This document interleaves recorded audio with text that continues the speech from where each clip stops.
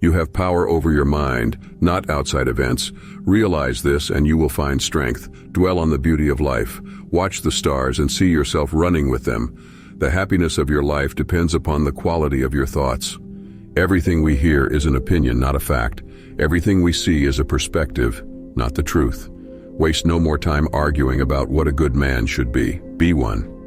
If you are distressed by anything external, the pain is not due to the thing itself, but to your estimate of it, and this you have the power to revoke at any moment. When you arise in the morning, think of what a privilege it is to be alive, to think, to enjoy, to love. The best revenge is to be unlike him who performed the injury. The soul becomes dyed with the color of its thoughts.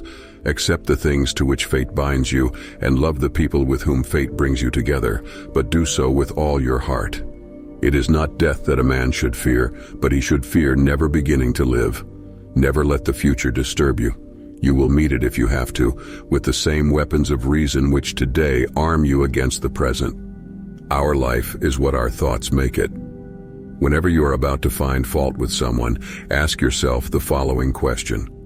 What fault of mine most nearly resembles the one I am about to criticize? I have often wondered how it is that every man loves himself more than all the rest of men, but yet sets less value on his own opinion of himself than on the opinion of others. If it is not right, do not do it. If it is not true, do not say it.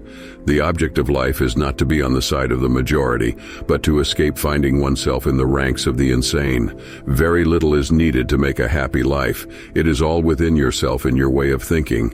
Reject your sense of injury and the injury itself disappears. How much more grievous are the consequences of anger than the causes of it? The first rule is to keep an untroubled spirit. The second is to look things in the face and know them for what they are. Do not act as if you were going to live 10,000 years. Death hangs over you. While you live, while it is in your power, be good. Here is a rule to remember in future. When anything tempts you to feel bitter, not "this is misfortune," but "to bear this worthily is good fortune." Look well into thyself. There is a source of strength which will always spring up if thou wilt always look. Think of yourself as dead. You have lived your life. Now take what's left and live it properly. What doesn't transmit light creates its own darkness. How much time he gains who does not look to see what his neighbor says or does or thinks, but only at what he does himself, to make it just and holy. Begin each day by telling yourself, "Today I shall be meeting with interference, ingratitude, insolence, disloyalty, ill will, and selfishness, all of them due to the offender's ignorance of what is good or evil." You always own the option of having no opinion. There is never any need to get worked up or to trouble your soul about things you can't control.